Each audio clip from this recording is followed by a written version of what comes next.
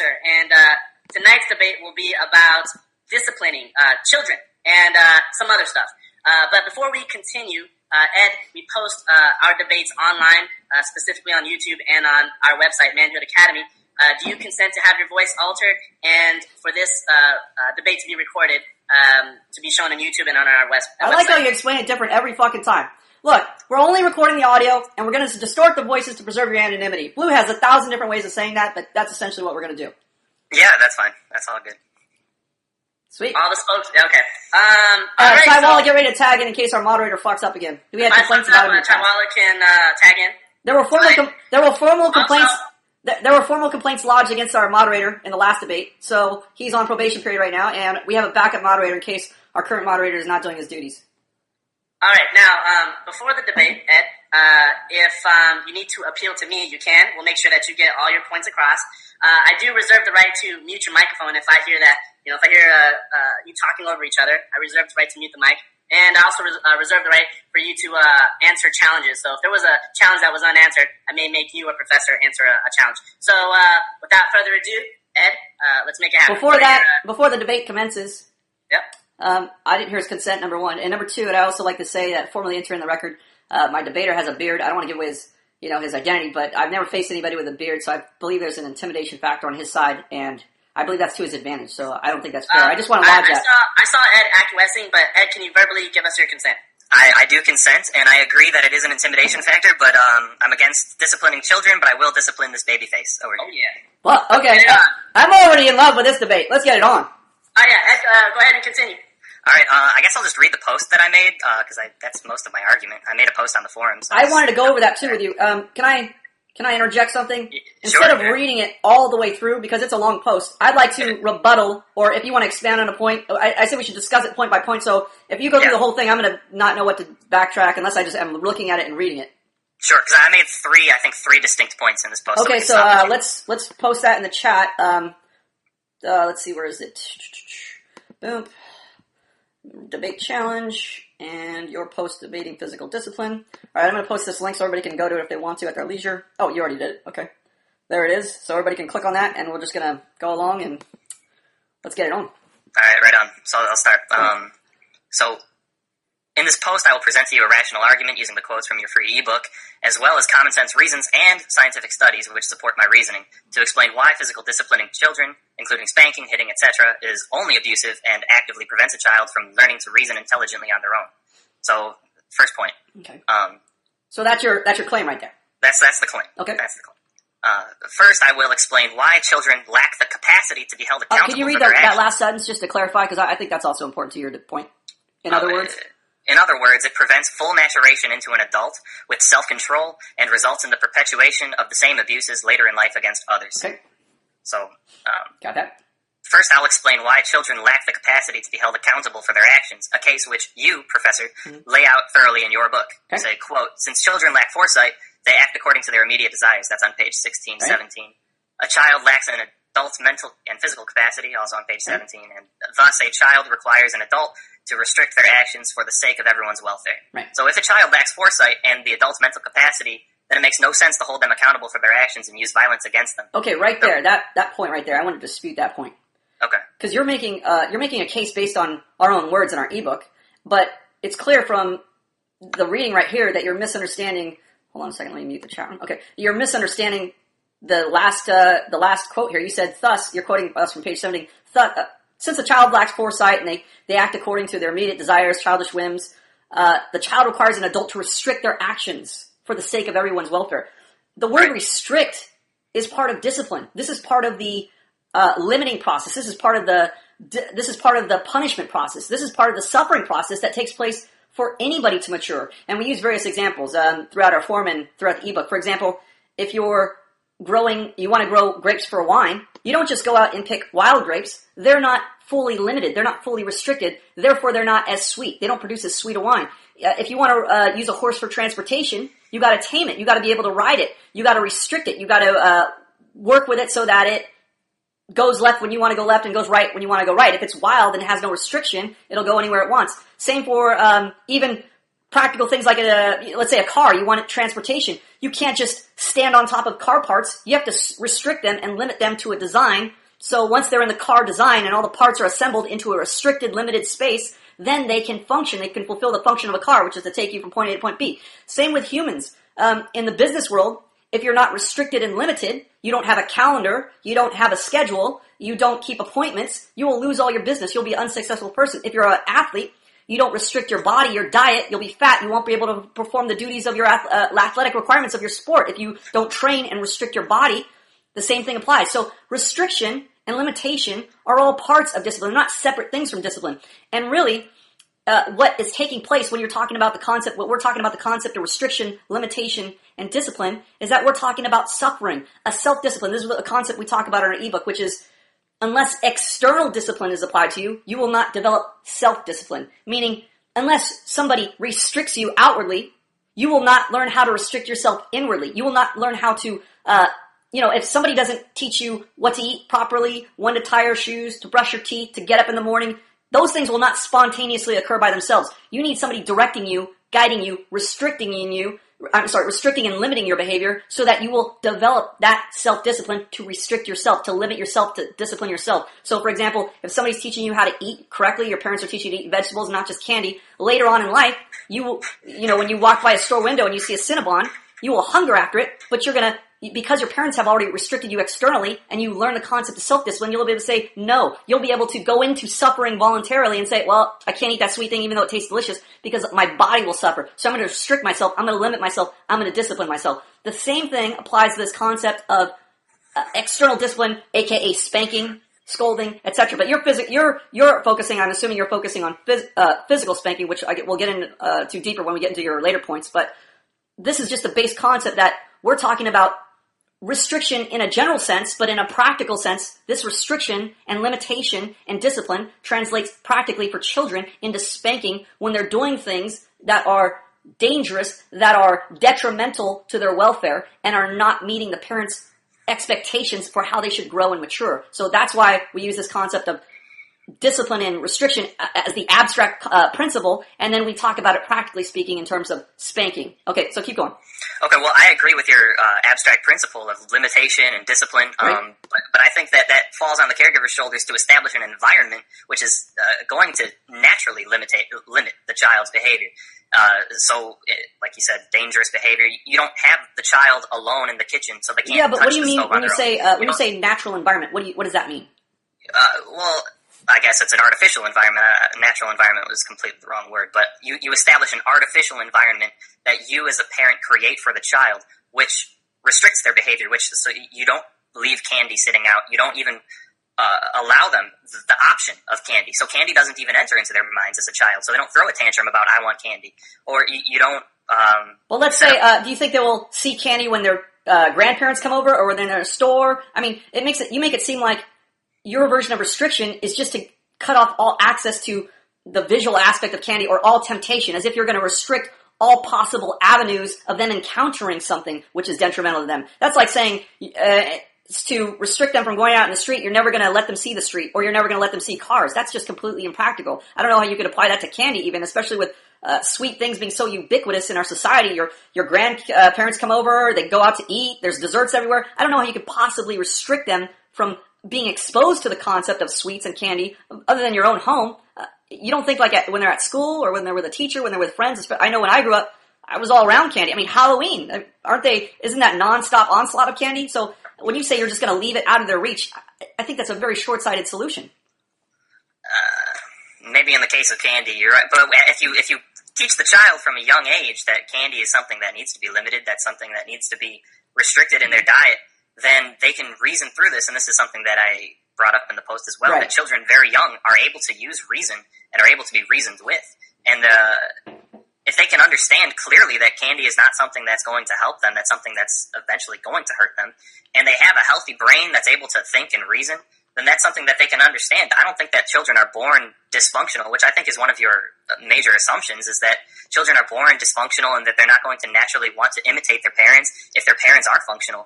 Because I think that children look up to parents and they naturally want a leader in their life because that's just biologically how they develop. They want to imitate people who are bigger than them. They want to imitate people who are able to do more than them. And so if you set a good example from day one and you're consistent in your behavior, then they're going to want to imitate that. And no matter what other influences are put upon them in the culture, the parents are the greatest influence, period. No matter what. There's television, there's school, there's everything else, but the parents, no matter what, are the greatest influence on a child. I agree, they are the greatest influence, and that's exactly why I think your statements are all completely false. Because when you say they can just reason with a child, or that children are just born functional. Functional means you're working. You are fulfilling your purpose. If you're a functional watch, you're telling time.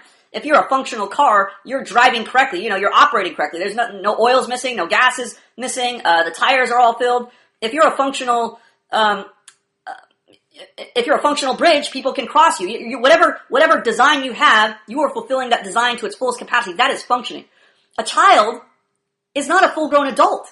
A child's mental capacity is nowhere near an adult's mental capacity. A child's ability to reason, you say a child's has the ability to reason, I would say to a very, very limited degree. I would say they can grasp cause and effect when it's very directed and and applied simply to them. For instance, if you reach for the fire for matches and there's the match that's burning and they put their hand in the fire, they can reason that fire is hot and therefore they shouldn't touch fire.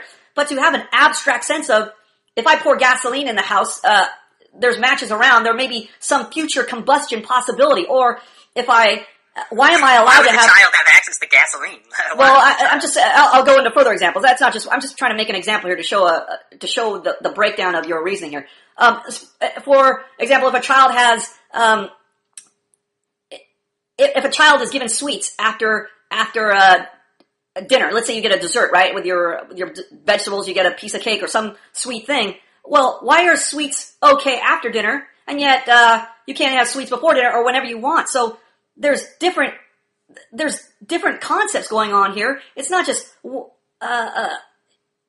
it's not just a simple do this, don't do this. For example, you're running out in the street. There may be no cars there. They may reason that they're not going to get hit because they ran it out in the street and didn't get hit, but they don't have the faculty, the foresight, as we talk about in our ebook, to reason that there may be a car parked that doesn't see them because they're too small and they may get hit by it, or they may get backed over, or they may get hit by a car, in a police chase going through the street real fast. So they don't necessarily have this capacity to abstractly reason like adults. To imply that they do doesn't make sense, because then what would be the whole point of even learning how to reason in school? I mean, we spend a majority of our lives in school learning how to reason, learning how to do math problems, learning social studies, learning how things work, physics, biology.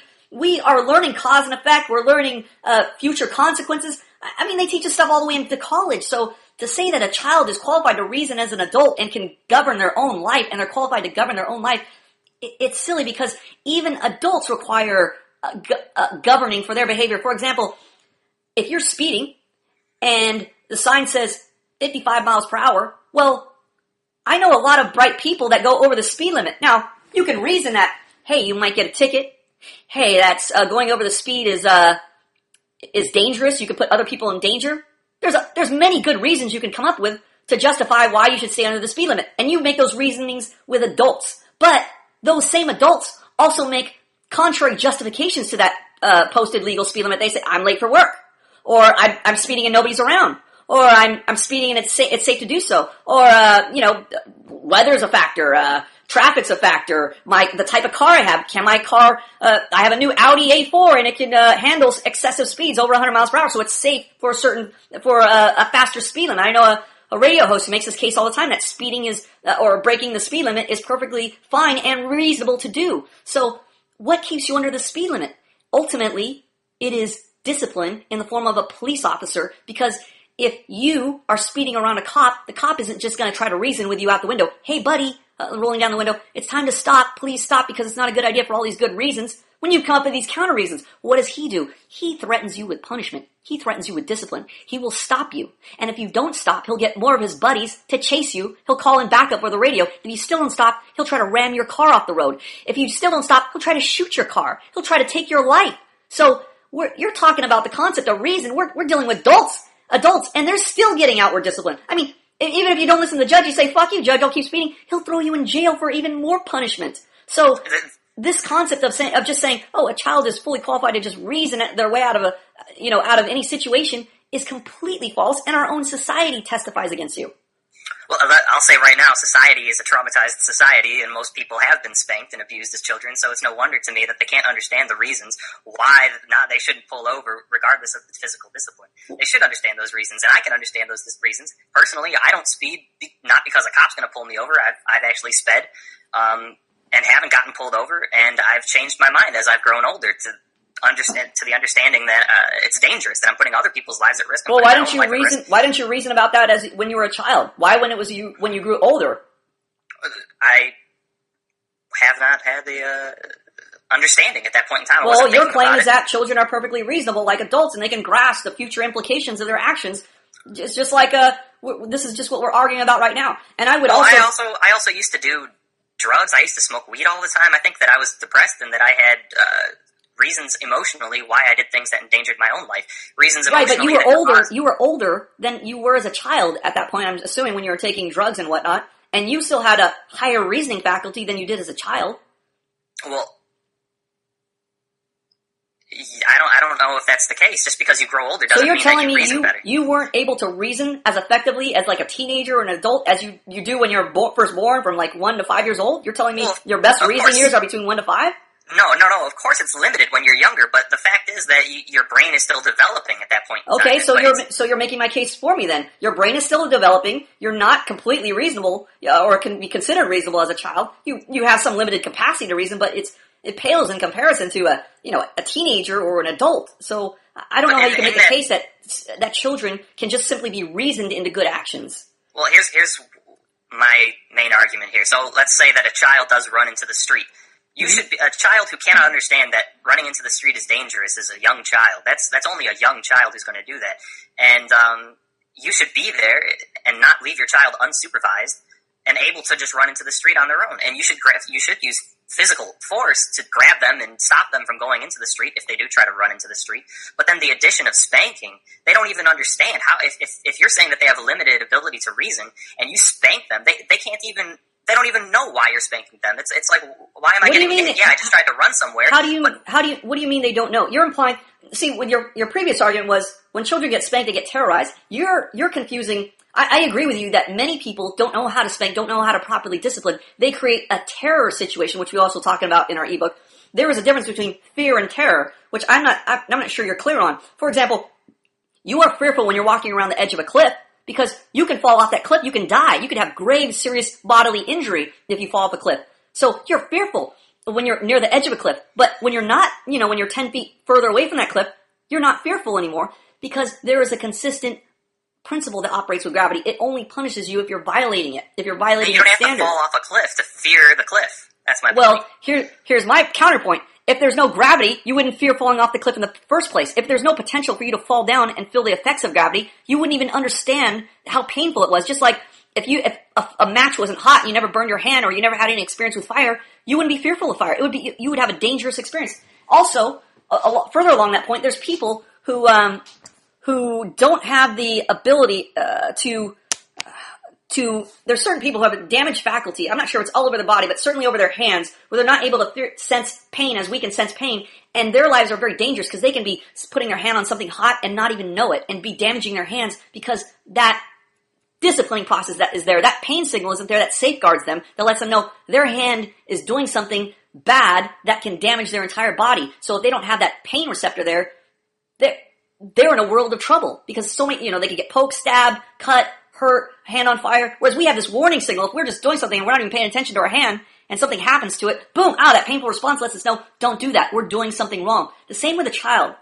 If you're spanking them and letting them know, first of all, you said they don't have no need, you're contradicting yourself because you're saying they're reasonable on one hand, but on the other hand, why can't a parent say no and spank that hand if they're trying to take a cookie when they shouldn't be taking a cookie? Isn't that spanking letting them know that's a bad thing? It's a reasonable consequence that if you're violating, if I tell you not to take cookies and you take cookies, you get a spanking. Aren't they learning to obey your authority? Aren't they learning to obey your voice, to do what you tell them to do? Isn't that what spanking is essentially telling them to do? They are learning to obey you. They're learning to obey you and your voice, but they don't understand why, and it doesn't have any long-term... I don't understand how you go from the leap of they understand to obey you, but they don't understand why. Like if you say no, I don't understand how you're saying a child's reasonable and they could understand no without the spanking, but yet they don't understand when you're slapping their hand and saying no. I don't understand where you get that from.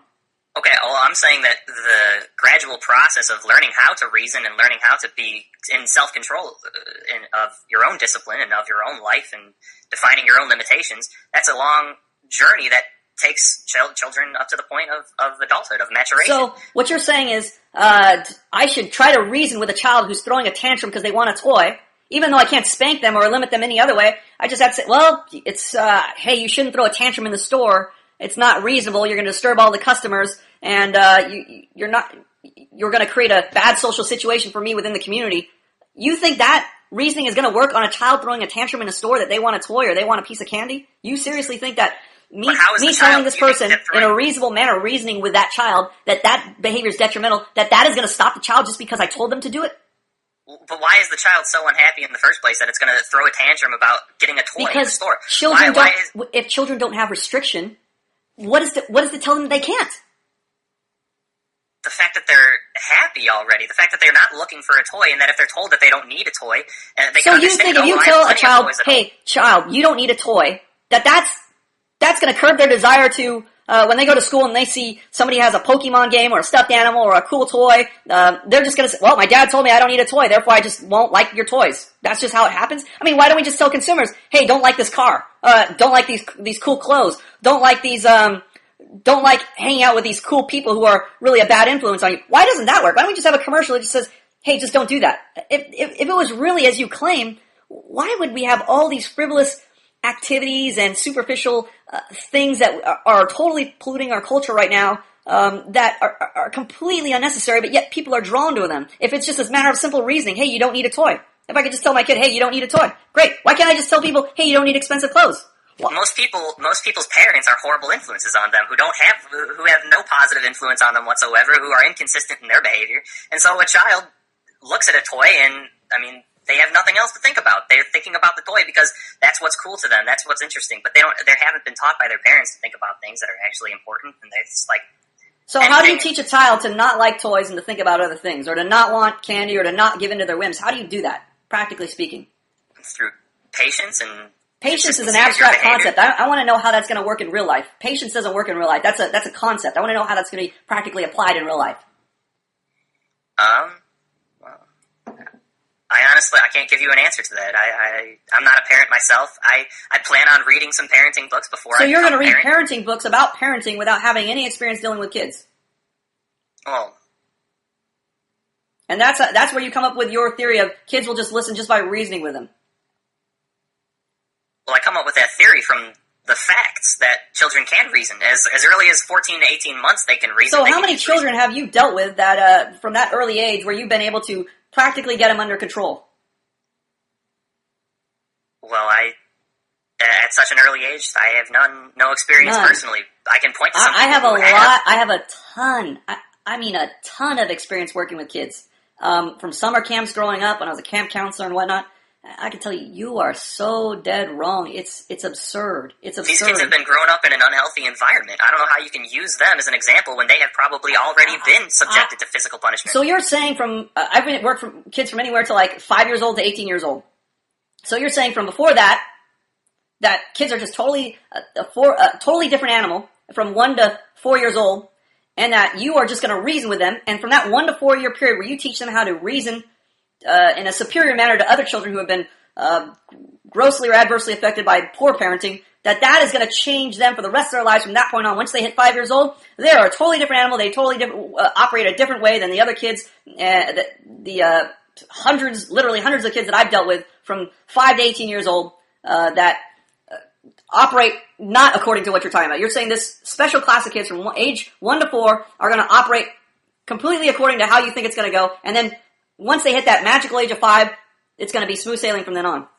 I'm not saying it's going to be smooth sailing, but I'm saying that during that 1 to 4 age, that very early period of a child's life, they learn to adapt to the environment that they're raised in. They learn to imitate the people who are the biggest influences on them. And if you're a good influence, if you're a good leader, and you're able to reason with the child, negotiate with the child, cooperate with the child, and limit their environment to the point where they aren't influenced by people who are going to completely mess up their behavior later in life, which is a long-lasting effect, then they will be able to encounter those influences and still reject them. They're going to look to you ask you a because question. They trust you and they can rely on you. Okay, I think that's totally unreasonable, and I think I've already demonstrated the flaw in that thinking. But let me try to. You've used examples of people who have already been raised. Let me try to approach it another way. Then, let's say you're now running a society. You're in charge of running a society of all these super uber reasonable people that you've created. Let's say problems come up later in adulthood. How do you address them practically? Because it seems like you've created a totally different utopian society, according to you, where you perfectly parented a kid from 1 to 4, and then now they're on a different path, a superior path to other kids who are have poor behavior problems, end up in prison. We need the police force, but your kids are not going to need that. Your society's not going to require that. So I'm questioning you now when they're adults. How do you deal with? First of all, let me ask you: are there any problems in your society? Because now everybody's perfectly reasonable. They've been raised by you. Do they commit crimes at all? Are there any problems? Or what's your society like now that you've taught them how to reason from a young age? How do they end up as adults? And what does your society look like? Like, is there any need for? Is there police officers? Is there no government? They just all shake hands, kumbaya, and just engage in trade. You don't even need money because nobody's going to swindle anybody because everybody's perfectly reasonable now. I want to know what your society is like. What's the end result now? Okay, I think that some people will still have brain problems. There'll still be sociopaths, and that people should be taught there's going to be sociopaths. So there's brain problems. So are you saying that they are, by nature, just bad people? They have brain problems, not necessarily reasoning problems, not necessarily discipline problems. It's just a brain problem.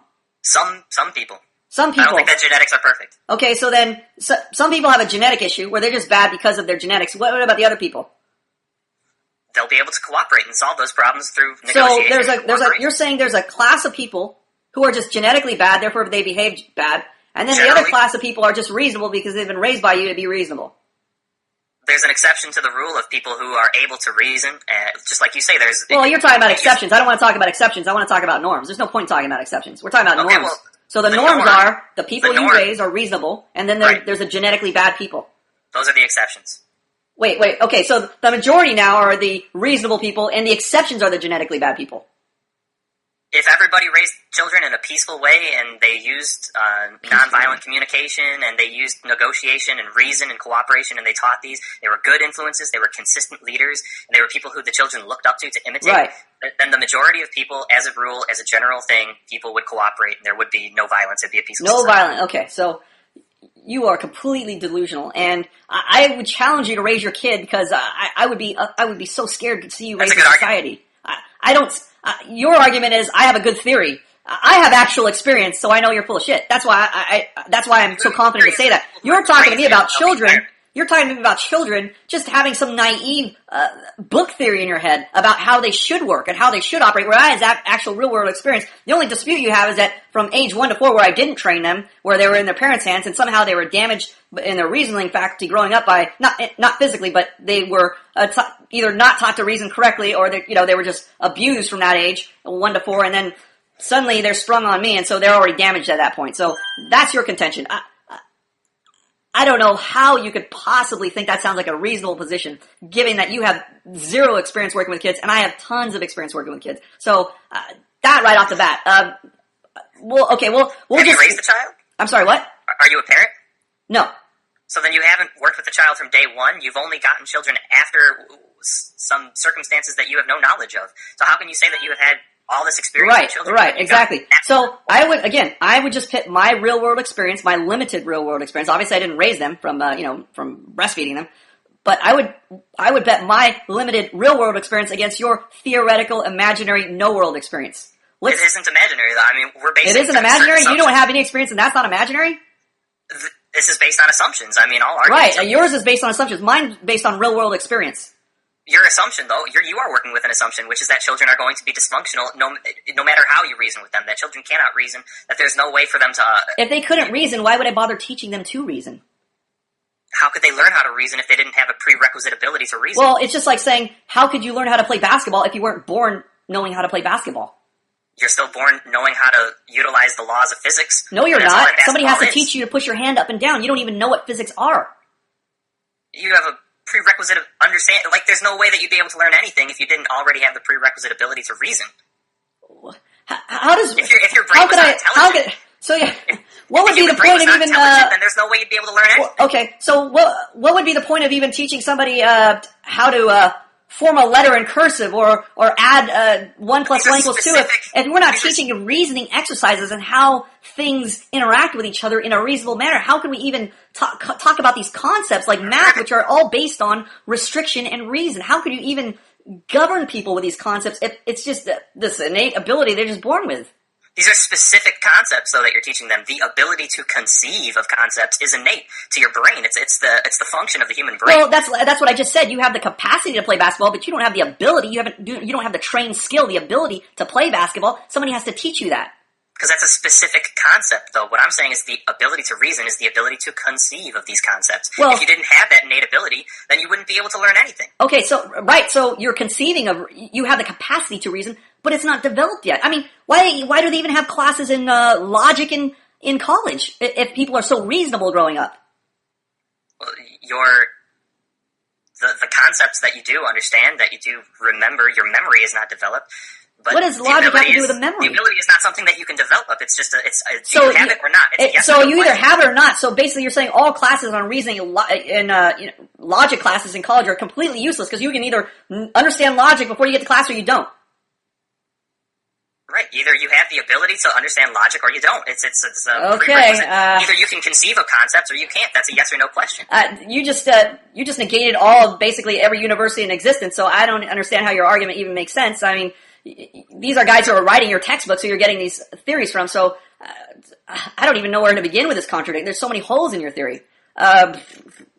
Any other points you want to go cover? Because I think we've covered that one adequately. To even begin to learn, because you're talking about logic, these are specific logical syllogisms like modus ponens and all of these specific concepts. You say you have this ability to already reason, so you don't even need these classes. Logic is shortcuts. These are shortcuts based on preconceived premises and the ability to deduce from these preconceived premises. These are concepts that people learn. These are specific concepts that people learn, but that's not the ability to conceive. I don't understand how you're differentiating this because I've come across a predefined system. I've come across plenty of dumb, unreasonable people, uneducated people who don't have the capacity. In fact, I teach an academy here and daily encounter people who don't have the ability to reason. They have the capacity, otherwise I wouldn't be able to teach them, but they have nowhere near developed the ability to do it. You are perfect proof of that right now. So I deal with these, I'm dealing with, let's not just talk about you, but I mean, the students I teach on a daily basis, they're not reasonable. I have to teach them, I have to discipline their mind to even get them to understand how concepts fit together and what contradictions are, how you can be considered hypocritical if you're not being accountable to, a standard that you're putting on somebody else. All these different concepts all have to do with reason. All have to do with understanding the reasoning capacity. So I don't understand. Why would you say that these people who come to your academy don't already have an understanding of social interaction, whereas you understand the social interaction? Because I realize that I have gone through a process where I'm just like when you learn a concept like 1 + 1 = 2, then your teacher gives you math problems. He gives you multiple math problems to throw curveballs at you. You start adding decimals. You start adding double-digit numbers. You start adding fractions. So you're learning this concept of addition and not just a situation. If you just have one situation, what happens when somebody throws a curveball at you? Instead of just 1 + 1, what happens when they throw 1/4 + 1/3? And you don't understand the concept of addition. You just understand the situation of addition. You just understand how to add 1 + 1. Your mind is not reasonable yet. You just know how to regurgitate one situation. So you're not a reasonable person. You haven't learned how to reason. Your mind isn't disciplined to apply a principle to every situation, which is a reasonable outcome, a reasonable requirement of somebody who can reason. People haven't developed that ability yet. It's not a natural thing. Otherwise, everybody would just be reasonable. There'd be no reason to teach anybody anything because you could naturally just reason your way into doing it. You could naturally reason your way into how to acquire food, how to get shelter, how to acquire clothing, how to make friends. All these things would just be a reasonable outcome, and there wouldn't be any problems in society. Isn't that what humans did to begin with? Who taught the first humans how to acquire food and shelter and how to interact socially? Well, then let me ask you this question. Why are people having trouble acquiring these things if it's just a natural reasoning process? Why do we have famine? Why do we have all kinds of problems with housing? Or, why do we have standards for building structures? Because we live in a dysfunctional society. We live in a dysfunctional society, and most people's parents are dysfunctional. Are earthquakes part of that? So people have to learn how to build structures that can withstand natural disasters or typhoons or what, tsunamis, things of that nature. They have to prepare for it. They can't just build on soil that's just going to sink them in the earth. They have to find some bedrock, so people who are trained in the architectural field and in surveying and engineering can tell them, don't build your house here because it'll fall over in about 5 years. What are those people for? Why did they study if everybody just could reason their way into building a house or just growing crops? Anybody could if they were in the situation to begin with. That's what invention is called. That nobody teaches. So nobody learns from anybody else. We don't have any improvements on, So the first people who were growing crops and died because they didn't do it correctly. What about those people? They're supposed to be reasonable. Why did they just get it right the first time? Well, when it comes to nature, it takes a while to use your brain to understand the principles. So it takes a while, but then they're dead because they didn't do what was reasonable to meet their needs. Right, but the first people to understand these concepts weren't taught by anybody, they just understood them. And then the future generations after that, they just understood them too. So there was no reason to write a book or read a book or talk to anybody who had some knowledge of that thing that they were learning. They just automatically it just popped up out of osmosis or just spontaneously reasoned their way into a... Well, people taught them the concepts and that's how they learned. But the first So they were taught now. They were taught how to reason, how to do things reasonably? They were taught the concept. They were not taught. But they already knew how to do that, according to you. They're just spontaneously was just going to happen anyway. You're confusing the application of specific concepts with the ability to conceive of concepts. That's what you're confusing the two. Okay, we already made the argument. I already agreed with you that everybody has the capacity to reason, but they don't have the ability. They don't have the skill to do that. Your contention is they're just going to spontaneously already do that. The skill to apply certain concepts. I agree. You don't develop a skill without somebody disciplining you and teaching you that skill. Skills don't develop spontaneously. Then where did they come from to begin with? Where did they originate? That's my point. People had to do a lot of stupid things by trial and error, or trial by fire, whatever you want to call it, and they learned a skill over time by damaging themselves. Some people sacrifice themselves to learn a skill. They sacrificed their lives to learn a skill, and then they passed it on so the next generation wouldn't be as stupid, wouldn't be as uneducated, wouldn't fall into the same traps. Just like parents or somebody who saw another kid get hit by a car thinks, maybe I should discipline my kids so they don't run into the street, so they don't encounter the same fate because they don't have the capacity to reason about cars coming across the street when they're playing because they're emotionally involved in their children and their reasoning faculty isn't fully developed. That doesn't make any sense, man. You're saying that people have to go through this. Like, I'm sure that in some situations, yeah, it takes that discipline. It takes a certain amount of suffering to learn something, but it doesn't require that in all cases, and it's possible for a human. So you're telling me you didn't go to school? You didn't learn anything from anybody? You didn't learn how to tie a shoe? You didn't learn ABCs, addition, math, multiplication, physics, geometry, algebra, any of that? Well, of course I did. Of course? I did, so somebody had to teach you how to reason? You're telling me you didn't spontaneously learn calculus? You're confusing the concept of calculus with the ability to reasonably conceive of calculus. I think we're beating a dead horse here. I think I've already covered the difference. I don't think you're grasping it. Let's go forward. I think we beat this already to death. Yeah, this is getting too much. All right, so I think there was another debate topic, and that debate topic was anonymity. Yeah, anonymity. Sure. Okay, go ahead. I think you had a contention about that. Well, it's good to see your face. I've been listening to a lot of your videos, and I've been going through and hearing your real voice. Mm-hmm. I have to tell you that it's good to see you and good to hear you for who you really are. Oh, thank you. All our debating opponents and critics get that luxury or privilege or whatever you want to call it. Sure.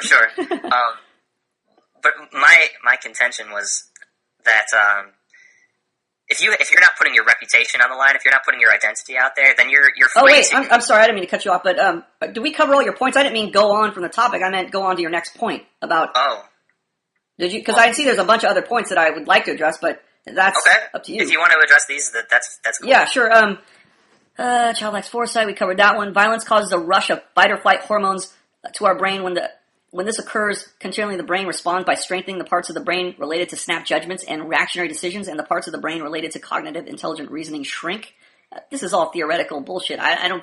This just smacks of just concocting theories in your head with no practical application. I mean, it sounds nice on paper, but in real life this doesn't work. So I don't even know how to address it. It's just a theory. There's a billion different theories. Unless you can talk to me about a real life application, I don't see how I can address that one. Well, a theory is an explanation as to why an event occurs. Well, right, but like you said, you have no practical application of this. I could probably address it this way. You say violence causes a rush of fight or flight hormones.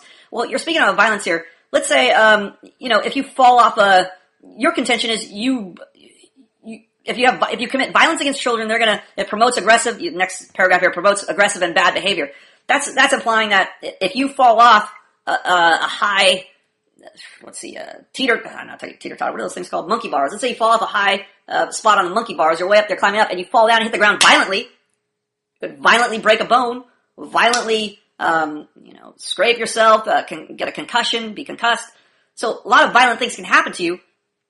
I don't think this made me, when I fell off the monkey bars, violent and aggressive because I meant violence by hitting the ground. I think that taught me to be careful when I'm climbing because gravity has a consequence. I don't think that made me violent. So to claim that just because violence is committed against you, and I even hate this term violence, to call me falling off the ground, you could call it violence, or I learned by doing it. I would say violence is a social concept.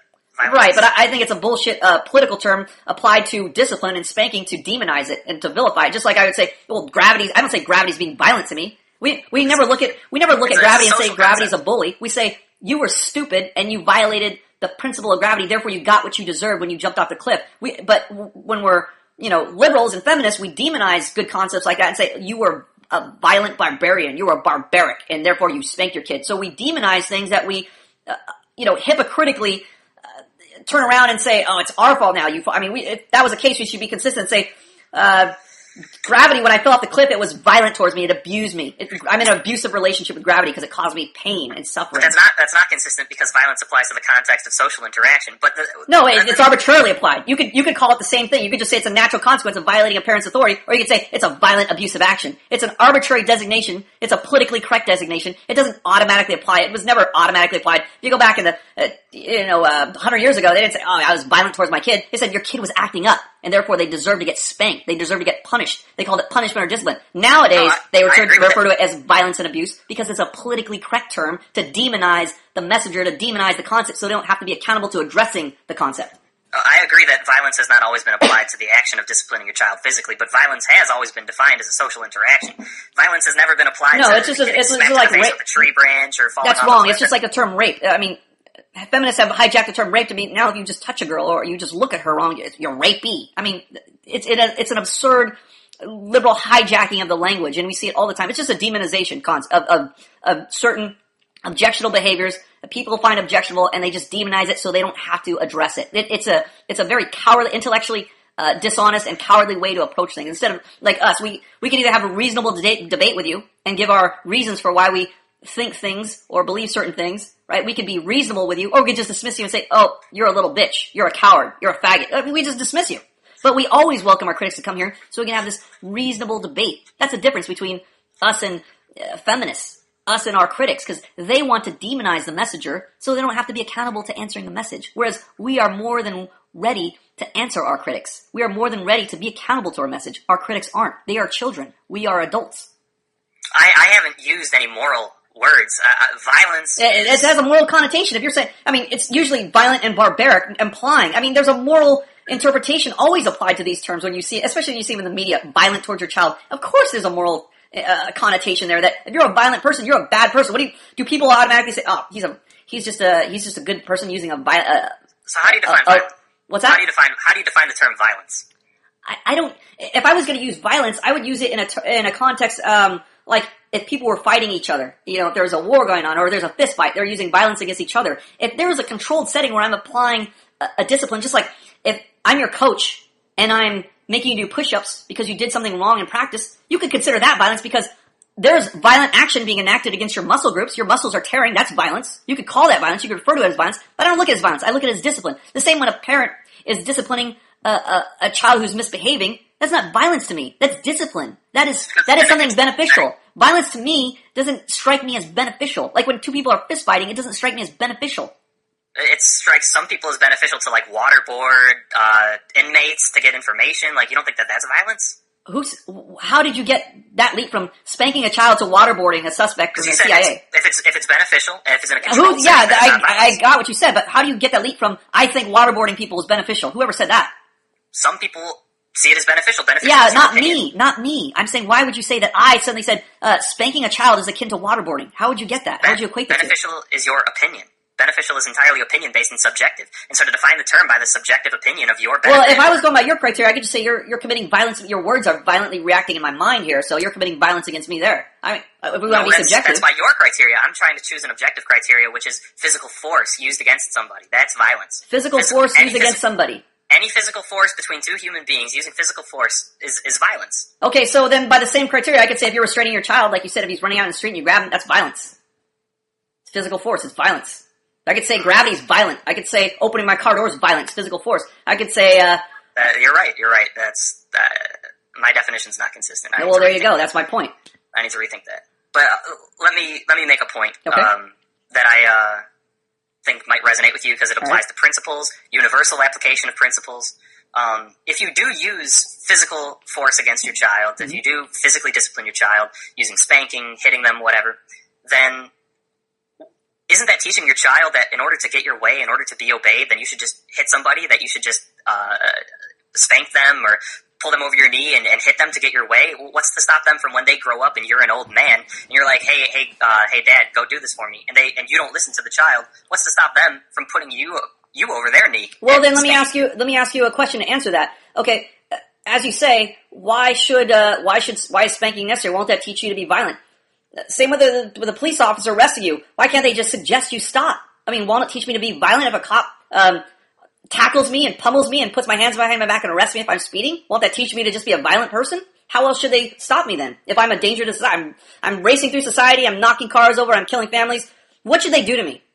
If you're such a horrible danger to society, you shouldn't... They should do something violent against me? You shouldn't be allowed to be out in public. You shouldn't be allowed Well, I am. I just got a car. I just carjacked somebody, and now I'm driving through the street. I'm hitting cars, running over pedestrians. Right, and you're putting other people's lives at risk. Somebody needs to stop you. Somebody needs to force you to stop. But that's... So force me to stop, so they should enact violence against me? Sure. Sure, okay, so there you go. So stopping an action which is endangering my life, or is detrimental to my welfare, or other people's welfare. Right. Same with a child who's misbehaving, and they run into the street, they're endangering their own life. Same with a child who's misbehaving and will later grow up to be a criminal, as most inmates are products of single mothers because they have no discipline, and single mothers definitely don't know how to discipline their kids. They do exactly what you do. They say, hey, honey, don't do that, do this instead. They make suggestions, they bribe, here's a piece of candy. I was raised by a single mom, and I got hit plenty of times. Well, that's also the other side of the coin. There is either, I was also raised by a single mother, so I know exactly what you're talking about. There's single mothers who are the hands-off, the extreme hands-off, where all violence is wrong. Honey, you just need to do what you, we either need to medicate you with Adderall, or, right. You need to go to a counselor, or we need to talk it out. But we need, why did you stab Johnny with a scissor? We need to talk it out. Or, there's like my mom and your mom, whereas they will tell you, my mom used to tell me, clean your room. Clean your room. I go, okay, we'll get to it. And I go, she'd come in, clean your room. I go, okay, I'll get to it. And I just do whatever. And then she'd come back and clean your room. I go, okay. And I'd clean it, but I'd leave it would be like kid clean, where it's not really clean. And then, she said, clean your room. I said, I did. And then she just leaves. And then all of a sudden, clean your fucking room! And with a belt just beating, going crazy, all emotional crazy. And I'm like, what the fuck just happened? Yeah. Not proper spanking, not proper discipline. My mom was a child. I'm being disciplined by a child, not an adult. Somebody who isn't even in control of their own faculties and emotions and doesn't even know how to discipline me properly. I'm dealing with somebody who only disciplines me when she blows her lid and can't take it anymore, when she's frustrated. A frustrated parent is not a properly disciplining person, is not a properly disciplining parent, just like a frustrated cop who doesn't know how to properly discipline, or has his hands tied by the city that employs him to discipline citizens if they cause problems. He can't even do that properly. So then at one point he just blows and starts beating somebody, or blows and just shoots them, right? As we see in society today, where cops just go overboard. Why do they go overboard? Improper discipline, improper application. Let me take the example real quick of your, because I can totally relate to cleaning your room and shit like that. But I remember from a very early age, 6, 7 years old, I can remember thinking, why the fuck should I clean my room when your room is a fucking mess? Look at your closet. It's full of all these shoes that you bought for no fucking reason. And nothing in your room is clean. Everything's strewn all over the place. And you want me to clean my room? That's what I mean by consistency. That's what I mean by... So you're saying if your parents clean your room, you would just automatically clean your room?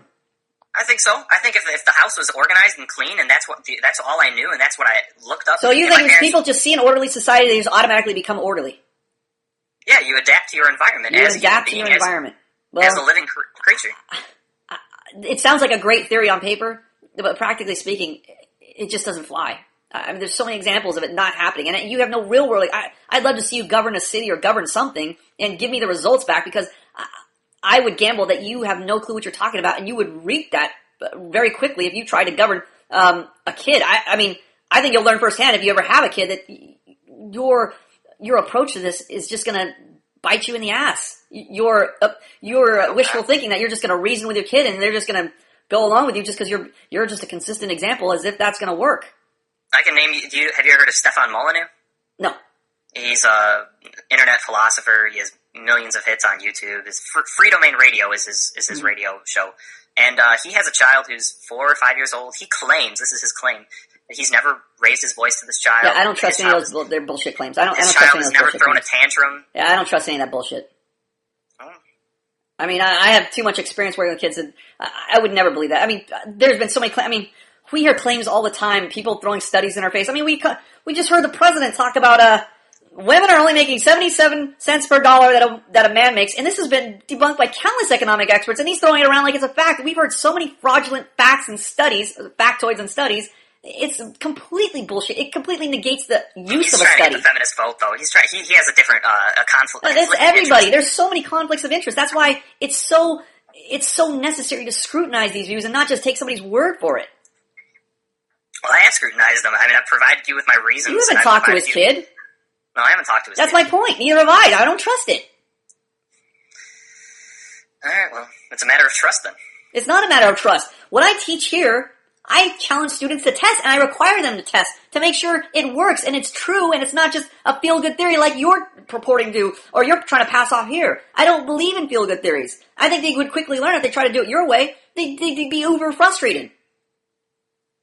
I only teach things that practically work here, that practically move them forward in their relationships. And if it doesn't work, I'm quickly going to hear about it from my critics or my students. Well, I would say that if they're frustrated, then they're not providing a good positive influence on their child. So you think that all their problems are just from not getting positive influence from their parents? That's the accountability falls on the parent's shoulders. The child's behavior depends on how the parent raises them. Right. So if they raise them as according to you, just to talk to them, that would be enough, and they would have turned out sparkling citizens and wouldn't need to attend here. Right. Well, talk to them in the right ways and provide consistent model to be a consistent model as well, because children can see inconsistency. Right. Your spiel is that you just model the behavior you want, and it's just going to happen just because you say so and they see it. Children imitate the adults around them. I think you're in for a rude awakening when you have a kid, or when you start working with kids or being around kids. I think you're in for a very rude awakening. Your theories rely on the fact that children imitate the adults around them.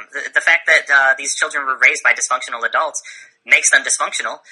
That's why they're dysfunctional, because they've imitated the adults. They don't have the capacity. I mean, they don't have the ability. They have the capacity. Their ability is not developed. Adult or no adult.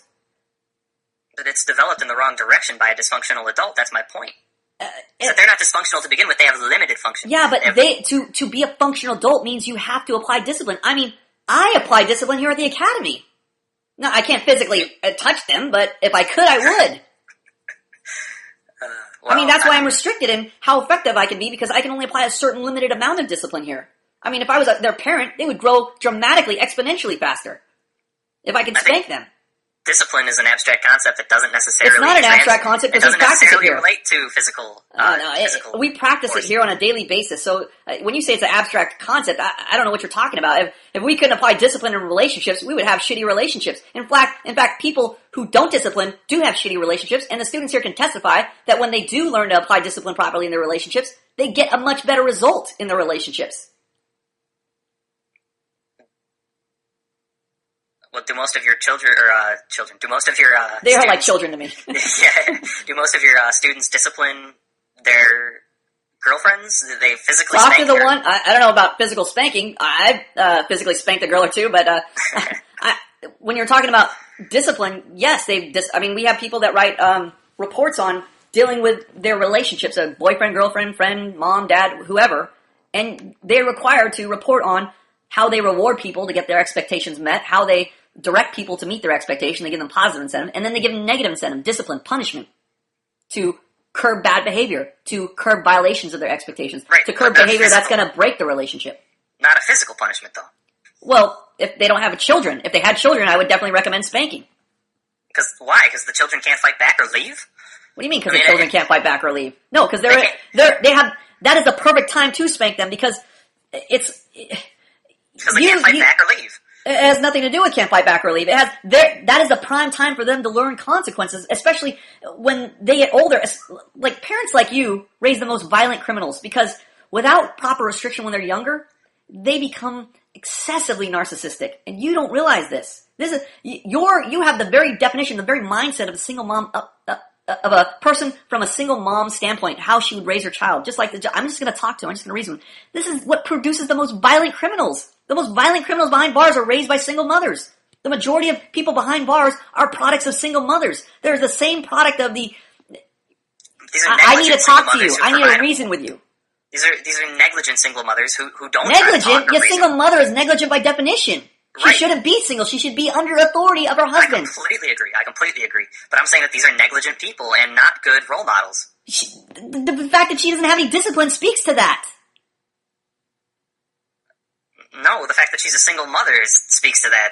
How did she become a single mother? She has no discipline. She has no discipline to be in a relationship. She wants to be the head of a relationship. She has no business doing that because she's not qualified to do it. And her violent children are the testimony that she is not qualified to lead a relationship or parent a relationship. So a man should be doing that for her, should be in charge of her. I agree with all of that, but I don't think that translates to using physical force against a child to cause them pain in order to change their behavior, because that's the whole point, is you're attempting to cause pain to change behavior, and I don't think that that's necessary. Well, so you're basically saying you just gotta bribe them. We just take pain out of the equation, and we're just trying to bribe them to do what they... The problem with that is, if they don't want the bribe, they have no incentive to do what you want. Because they have to want the bribe in order for your bribe to be effective. As soon as they just stop wanting the bribe, you cease having control over them. Why don't they just want to impress you? Why don't they just What if they don't want to impress you? Then you're doing something wrong. If you don't impress the child... If the child doesn't want to impress you, you're doing something wrong. So they should always want your bribe. Not your bribe, but they want your love. They want your affection. They want You're bribing them. If you don't do this, I'm not gonna give you this. That's not what I'm saying. What I'm saying is exactly what you're saying. The only weapon you have is I can give you things. That's it. You can't restrict them. You can't spank them. So all you can do is just here's a prize for you. That's my point. Is you shouldn't need weapons. You should be someone who you just talk to them. It's just going to work. It's just going to spontaneously form. People are just going to like employees. They're just there for the paycheck. All bosses need to do is just tell them, hey, just do the right work required of you, and you get the paycheck. That's it. There's no possibility of them being fired. A child is looking for someone to look up to, someone to imitate. Let me tell you what happens when you don't have discipline. You end up with like a teachers union where people can't be fired, so the quality of their work goes dramatically down. They're so shitty because there's no negative incentive if they do anything wrong. There's only rewards for teachers. You get a strong teacher, you can't be fired. You can fuck off. And that's exactly what teachers do nowadays because there's no discipline. There's no restriction. There's no painful consequence. They just, hey, please teach them. It's a good idea to teach them. You'll get a paycheck if you teach them. Not working. It's not working. There's no negative incentive. There's no punishment. First of all, the teachers live in, once again, an unhealthy environment. Right. It all comes back to if they were just raised properly. Right. Just like you said, if they were raised properly, it would work. Right. But these people when children have, biologically, they have a drive to impress their parents. Or else, I mean, back when we were hunter-gatherers, if we can go back that far, children understood, this is all assumption. I'm going to die. If my parents don't love me, if they leave me on the corner somewhere... The problem is, these are all bullshit assumptions. This is not an assumption. It is an assumption. It is an assumption. You have no experience working with kids. It's an assumption. It's a bullshit assumption. So you're saying it's not a fact I challenge you to go do some research. Is it not a fact that children need parents to survive? Yeah, they need them, but that doesn't bolster your point about them not needing discipline. If they need their parents, then they need their parents to provide for them. The problem is you're full of bullshit theories. You need to go into the real world and test your theories. You'll find out you're full of shit. You gotta go test your theories. Because your theories are just that. They're just theories. They're bullshit. You gotta go test them. They're rational theories. They're not rational because they don't work in the real world. If they're rational, they make sense and they work, ultimately. Right. And they don't. You have no experience testing them. So that's my major point here is you're saying this is rational without testing. That shows you don't even know what rational is. Once again, I know people who have tested it and I haven't seen the people who have, but you have no first-hand experience doing it. All you have is hearsay. You have no rational thoughts in your head as a result of hearsay. But you haven't raised a child, and you're talking about... I work with kids. You haven't. For years. You haven't raised a child. You haven't raised them. You've already gotten them... I at least have interacted with you. You haven't even gone that far.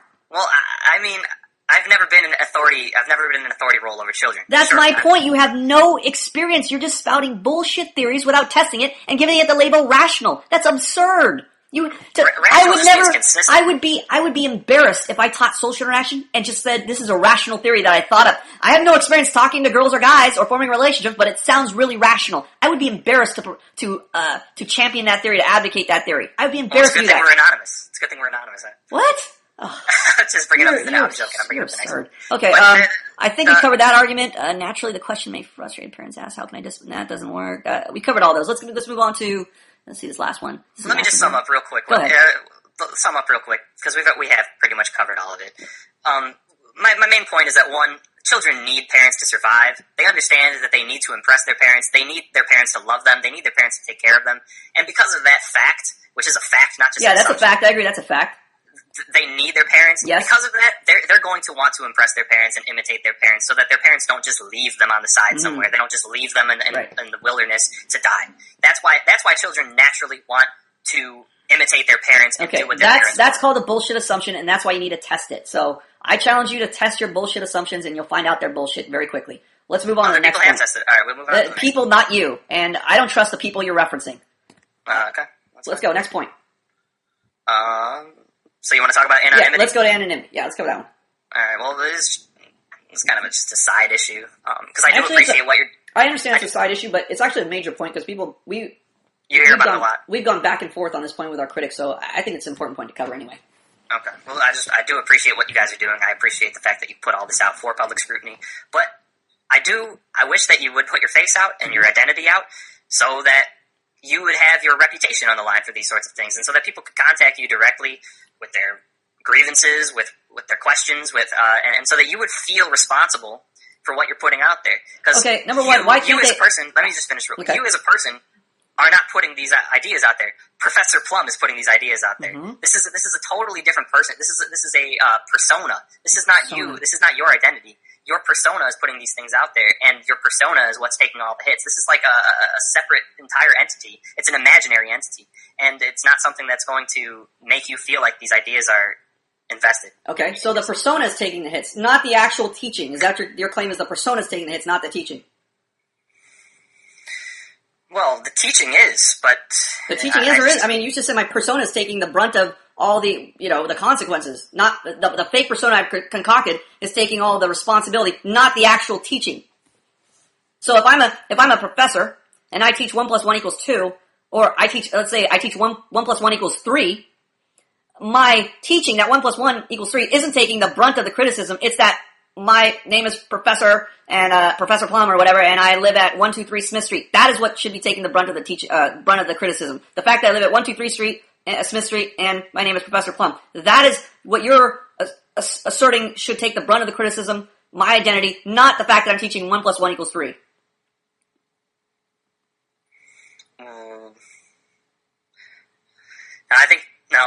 I think you got me on that. I know a guy named Fat Fist Fatty who posts a lot of stuff against modern physics, and he hasn't revealed his identity. Okay, but let's say his name is Fat Faggot Fatty. Who cares? His name is Lisa. Isn't the only thing that's relevant is if his theory is correct or not? I mean, what if it's Hitler teaching it? What if it's Saddam Hussein teaching it? Can they still be right? Of course. So what does it matter if they're Hitler or Gandhi or Saddam Hussein? How is that relevant to whether it's correct or not? I personally care about these ideas. I personally think that these ideas are important, and I think that people, like the general public, as stupid as they are, would take them more seriously if they knew who was saying them and if they knew that the I think it could actually work both ways. I think, like I said, since nowadays feminists have their whole goal is just to demonize the messenger, I think it actually had the opposite effect. All they have to do is say, this person is the evil incarnate, therefore the message doesn't even matter. Right. So we get such hypocritical and contradictory responses. Why are you anonymous? Why don't you put your face on it? Well, I tell my critics, why don't you place your credit cards out online? Why don't you place your identity? Why don't you place your street address online? Why are they so hypocritical? I mean, they want me to not be anonymous. Why don't they stop being anonymous? Aren't they criticizing and teaching? just as well as I am? Why don't they put their identity out there? They know they're full of shit. They're cowards. They know very well why they don't put their identity out there, because the only reason they're putting their identity out there is for retribution. Is to put people in danger. It's not to, what do you think Spike Lee tweeted the address, the wrong address of somebody who he thought caused some problem in the black community? I forget who it was. He thought it was Trayvon Martin or something. He tweeted, this guy is, I'm not sure exactly what it was, but it was basically a case of mistaken identity. Spike Lee tweeted his address. What was the point of tweeting his address? It was so that people could go down there and kick his ass, or kill him, or put his life in danger. It wasn't so that you were going to test his ideas, or see whether what he was saying was valid, or check his opinions to see if they would help society or hurt society. It was to intimidate him, to put his life in danger, to put his family in danger, and it wasn't even the right person who he was naming on Twitter. He had to go in there and make an apology. So, the fact that you're saying people are challenging us and saying, put your identity out there, fuck you, put your identity out there, you coward. Whoever's challenging us, put your fucking identity out there. These are such short-sighted children. They don't even realize what they're asking. And in some regards, they do realize what they're asking, because all they do want to do, they don't care about our theory. That's why they never address our theory. You notice that? Our critics never want, it's very rare that we can get a debate like this. With you, you're not necessarily a feminist, but with a feminist, it's very rare we can even get a debate with a feminist, because while they claim to want to debate our ideas, they'll only do it online, where they're anonymous, and they're cowards, and they don't have to respond to our challenges. And all they want from us, they don't want to address our arguments, they don't want to come in here and debate us, they want our identity. Why do you think that is? Isn't that interesting? They don't care about the idea, they don't care to address the idea, they just want our identity. Why do you think that is? Well, of course, it's to either make an ad hominem attack against your credentials, which is what I've heard a lot from okay, right? And so why would, again, same argument, why are they making an ad hominem attack against our credentials? What's the point of that? Because they're idiots. There's a certain point to that. There's a definite point. Why would you disparage somebody? What was the point of disparaging somebody? Well, to demonize them. And you're right. Why do you want to demonize them? So that people will stop them from talking. Exactly my point. Isn't it interesting? People accuse us of censoring on our forums and our videos and whatnot. The whole purpose behind the feminist movement, behind the liberal movement, behind these cowards online that hide out there in the anonymity land and want our identities, is to censor us. That's the only reason they want our identities, to censor us. Okay, well, continue. I agree, and you've made good points, but to just make another devil's advocate position, because now I am playing devil's advocate for this. Okay. I agree, I respect the fact that you're anonymous. But I think that there are people out there who are fools, but they're on the edge, and all they want is something to confirm. And I understand your contention. Let me just address it this way. Okay, number one, we're a social academy, and we have to teach people how to socialize in person. There's no way I could just do this over the keyboard. So we use webcams when we're in the we're in the academy here, and students wouldn't even join if they couldn't be anonymous, because they don't want to be associated with something that, feminism has already demonized. You read reviews about us, we're basically like Hitler and Saddam combined. So already we have a negative against this. How is somebody who has no social skills supposed to even show their face here? I mean, you should have seen the video we posted on our visitor section of feminists intimidating guys who just wanted to hear a lecture about men's rights or about anything to do with men's issues at a university setting. I've watched that. You've seen that one where she's yelling, "You're a fucking scumbag, rapist, blah, blah, blah." But this guy just wanted fucking information. And imagine how many guys have the balls to stand with that, with police presence and people putting their identities on camera and whatnot. And we want students, we're trying to teach them how to socially interact with people. And they want to destroy that. I mean, are they really interested in do they have the public's welfare at mind? Do they have these people's welfare at mind? I don't think so. I think they want to destroy their livelihood. They want to destroy their identities. They want to destroy their reputation. They want to take their life, basically. Because why are they destroying their identities and reputations? So they can't get jobs? So their life will be in danger if they walk down the street? They're taking their life. That's like they're terrorists out there, basically. If they're taking our identity and trying to disparage it, to discredit us so we can't socially interact with anybody, that's a threat against my life, basically. They're making threats against the student's life. So it's no wonder they hide anonymously and they don't want to come to us. But my point was not that. My point was that here at the Social Academy, I do personally interact with the students. I do teach them how to do that. This is why I talk to them online. I mean, we meet with our students we're in Southern California. We meet with our students in Southern California. We make trips. I went to Arizona to visit students. We encourage students to meet in person because we're teaching social interaction. We're not teaching you to hang out online. We're teaching you online because it's convenient and we can teach people around the world. But we're doing that so you can go back to your real life. No, this is your real life, but you can go back to your in-person physical life and socialize with people around you. This is our goal here, to do that. And because we're doing that and it's a social academy, I have to interact with you personally. I can't hide my identity. I mean, I could call myself Mark or Tim or John. Like I said, I could say I live at 1-2 Smith Street or whatever, but you're not concerned with my name or what pet I have. You're concerned with my expectations, what I want, what I need, and if I can meet your needs in a relationship. That is my identity to you. My identity is not how many push-ups I can do, how tall I am, what car I drive. That's not my identity. That is the things I've acquired. But my person for the relationship, my job, if I'm a dock worker or a graphics artist, regardless of what my job is, that's not going to affect the relationship. My relationship is going to be dependent upon whether I can meet your needs. And that is the important thing we teach our students to do here. That's why we're not teaching guys like the pickup artist community to demonstrate higher value and, lie to women and say you're a fucking Hollywood movie star. We don't play that bullshit game. So when I understand that what you're saying is you want to have that personal connection, and we always offer people that personal connection. The only reason why people don't get that personal connection, because they choose to not have it. Because, look it, we make this academy so accessible to the public that you could sign up for $21 if you want to be a paying student and support us, and you actually are reasonably swayed by our argument and what we present, the evidence we present in our ebook. Or, if you're just skeptical, fine, don't pay. Come with a free scholarship. We'll let you ride here for free. You'll see me either way. So, I may not blatantly tell you my identity, but you have every opportunity as the public to come meet me. So it's not like I'm not putting my identity out there. It's just not direct. I'm not just not coming to your door knocking and saying, hey, I'm the professor, here I am, and here's my credentials. I'm saying, if you want to meet me, you can. Just come to the academy. You can meet me. You can pay to meet me, or you can come here for free and meet me. You can be taught either way. I think I will sign up for a scholarship. I'm looking forward to teaching you. But, what was that?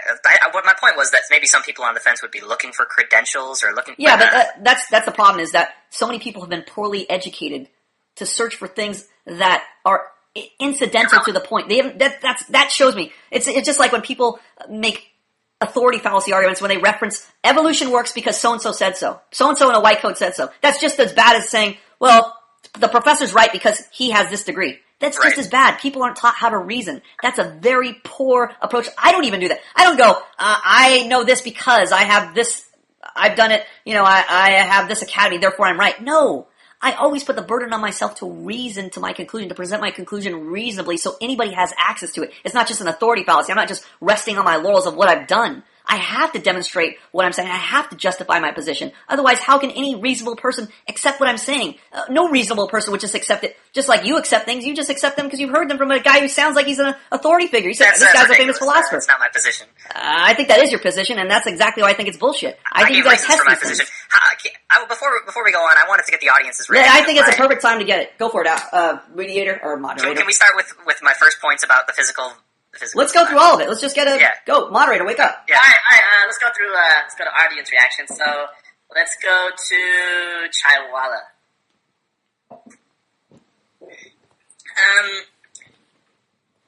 This is somewhat an educational debate, even though it didn't get very controversial or anything. But fuck that motherfucker. Sorry. I mean, professor's points made sense. How discipline is necessary, like pain is necessary to restrict bad behavior. I wasn't able to understand why you were not getting that. To me, the points made sense. It was explained reasonably. You kept going on to like there are inherently people like children should get it, or you even said that adults, if they're in an orderly environment, they should automatically pick up things. Me, from personal experience, I can say that doesn't work because I'm not very orderly. Like, I'm pretty messy, and my friends are pretty not as messy as me. I don't just see them and automatically pick up things. When they don't want to hang out with me, when they tell me, no, you need to, when they basically punish me, that's when I'm motivated, like, oh wait, these things are wrong. These guys don't want to hang out with me anymore. That's when I want to change. I'm not automatically picking up things, like, as per your model. So, even from personal experience, I can tell, like, what my experience contradicts what your theory says. So, your friends are not your parents. Pardon? Your friends are not your parents. They're not going to have the same sort of influence. Yeah, but you said even, like adults, if you put them in a orderly environment, they're going to pick up what they see around them. But that's not the case. I didn't say that about adults. Moderator, are you going to fucking do your job? Are we debating or are we getting audience reaction? Come on, moderator, do your fucking job. I didn't even know this. I know, even he knows it. You should be yelling at this fucking moderator. Do your job. Alright, let's go to Puppy Cat. I want to just direct to the small section where you were talking about kids, and just the fact that you don't have any experience with kids, I was laughing the whole time because I got nieces and nephews, and I interact with kids quite often, and they really do need the punishment. I mean, just one quick example. I had a nephew who, he wanted dessert one time when he was at my house, and his parents were there, and I was like, I was pissed off at him because, he was misbehaving and everything, and the threat of taking that dessert away from him and then literally smacking his hand when he went to reach for it when he didn't deserve it, he learned from that experience, and he loved me so much more the next day when he came over to visit. So kids respond so positively when you give them the correct amount of violence. You can't abuse a kid, but kids respond very well to the correct amount of discipline. Yeah, discipline. I think you've been brainwashed to think that one was brought up in the debate about the word violence, but that's okay. To your own context. Let's go to Snaky Guy. All right, I feel like I contradict a lot of what you're saying because I Speak have up, a dad please. who tried to be very consistent, but never spanked me once, and I wish he did. Because when you were talking about like speeding, and they're like, "Oh, reasonable people who weren't spanked," you're just like, "No way, I shouldn't speed." I would speed so much if there were not cops. I'd speed all the time. I'd speed everywhere I was going. Because I'm like, well, there's not that many cars, like the professor was saying. There's always justifications. So if it wasn't for the fact that there were cops, I'd speed. Secondly, every time Professor brought up the point where you're like, well, these parents here, these parents there, you were like, well, it's not my brand of raising kids. My specific, precise, exact brand of raising kids would solve all these issues. And you're talking about your theory like it's perfect, but you've never dealt with kids. I mean, Professor, at least, you're like saying Professor doesn't have enough experience. You don't have any experience. So it's laughable when you're criticizing his experience. I mean, I did martial arts. I have a second-degree black belt. I've taught kids before. I've seen kids that need discipline. They need to be hit. And you, the Grandmaster, he'd take out the bamboo stick and he'd hit the kids. And they learned. You learned to do it right. You learned how things were meant to be. And I respected my Grandmaster. I was worried. I wanted his approval. I respected him because it was worth something. His approval, you didn't get it all the time. It was worth something. I don't respect my dad. He never did anything like that. I don't respect him. So I think your points are way wrong and you have no experience in what you're talking about. Well, it's a good thing these debates are anonymous because your dad would not want to hear Your dad would disown you right now. You're out of the will. Let's go to death by excuse. I didn't agree with any of the points you were making about children being born with discipline because, not born with discipline, being born with a reason. Because there were times as a kid, I'll give an example of my own childhood. I think I was 3 years old. This was a story, by the way, and a story my dad told me, and I touched the fire. My dad explained it to me. He said, don't touch the fire, don't touch the fire. If you do it, you're going to get burned. And he walks away for a second, and I touch it, and I get burned, and I'm like, oh my God, this fucking hurts. I never, ever touched a fire again. And then when he explained what it was, when he explained that it was burning, then I could appreciate the reason. But the point is, I had to experience that pain, that punishment first, to even be in a position to appreciate that explanation, to appreciate that reason. So, when you're telling me, like you just explained to your kids, hey, don't run in the street, they're unreasonable. You have to spank them so they're in the position to appreciate that reason. Just because they need the spanking does not mean they're unreasonable. Reason does not happen by accident. It happens, you're not born with the ability to reason. You're born with the capacity to reason. You're born with brain power. But that's not the same thing as reasoning is a skill. And you learn that when somebody is disciplining you, when your parent spanks you, you learn to restrict yourself. You don't learn to restrict yourself by accident. So, I just went on a tangent. I forgot my point. Oh, that's tragic. Well, I thought you made a good point. Let's go to Hasten. I wish I could be as thorough as DBE, but I have an anecdote. So you say that Ben, right? Is your name Ben? Let's just... Or Ed. So, you said that if a child grows up in an orderly environment, the child is gonna learn by just example, right? From my experience, this is completely false because I've grown up ever since I could understand the English language. I've had my own room in my house, and I would always I would just leave everything, like candy wrappers on the floor, beanbag toys on the floor. It would look a mess, and my mom would always get on me, clean your room, clean your room. She even assigned cleanup days. Oh, Saturday's cleanup day, Sunday's cleanup day. Also, she would bring me to my grandparents' house as a kid, and their house was spotless. You'd be lucky if you found a speck of dirt on the ground. spotless, but still, to this day, I cannot keep my room clean. It looks even worse than it did when I was a child. So I know through experience that just because you grow up seeing like, oh, cleanliness and people are good and blah, blah, blah, doesn't mean that you're going to end up like those people. That's all I have to say. You should be ashamed of yourself, Mason. I'm not. All right. Let's go to Pinata. Well, first, I want to, I guess, congratulate you for coming to the debate. Welcome. Second thing is, there's a lot of inconsistencies with a lot of the things that you said. You kept contradicting yourself in every point the professor was making, and at points you were very quiet. And one of the points that stuck out to me is when you said that children can be reasonable. They're able to reason, maybe just like an adult will. And I thought, well, that's not true. I had 2 kids in my office. I work for a car insurance place. And the mom came with 2 kids, and these kids were throwing a fucking temper tantrum. It looked like a tornado in there. If these kids would have been reasonable, they would have had the realization that acting like that is not reasonable. So they're not. I believe that you are born with the ability and the capacity to reason as you're a kid, but the capacity that you have is low.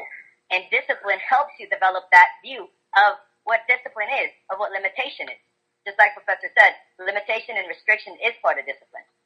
And I think you should sign up for a scholarship. That's all I have to say. All right, thanks, Pinata. Let's go to Energy Drinker.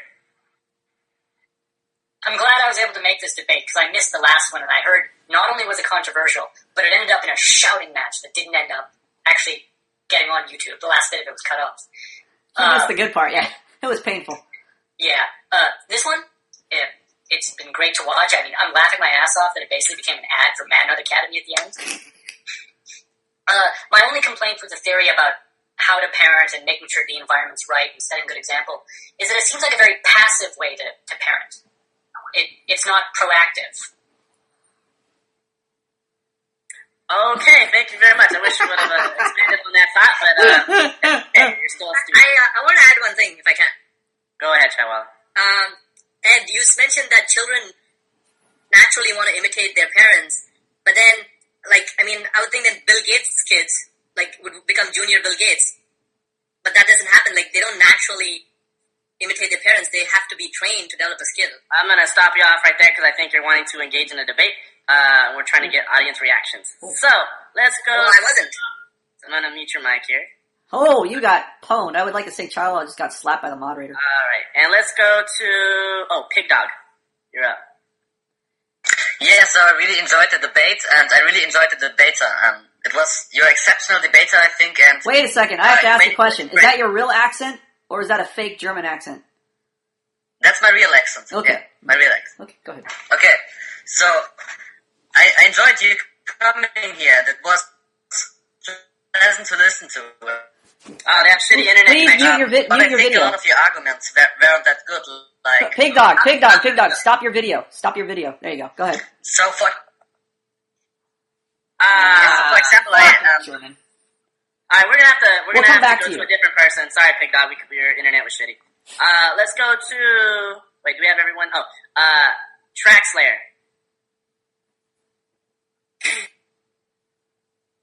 This is my first debate to view, and for viewing it, I truly felt kind of bored after Professor was keep on repeating the same points over and over again, and you're just not getting it. I just felt very bored, and I was honestly laying down for a good 20 minutes of it. But one point that reacted to me a lot was when Professor said that he was raised by a single mom, and this is pretty selfish, but that's the exact same thing to me as well. My mom could be saying, go clean your room. No, I don't do it. Whatever. Go clean your room. No. Come back later. Clean your room. No. Even today, she came in, said, clean your room. Oh shit, that's disgusting. Still no.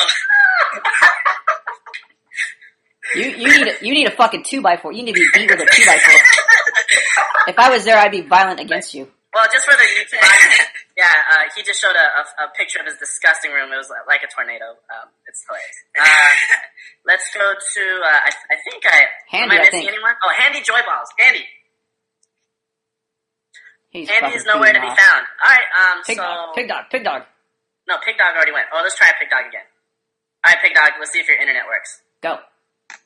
Okay, so for example, when you told me about not being punished and behaving well, that I don't think it works because my parents punished me when I was behaving not good and when I was sent to relatives for some time, and they let me do whatever I want. They wouldn't punish me, and I would do all kinds of stuff just because they let me.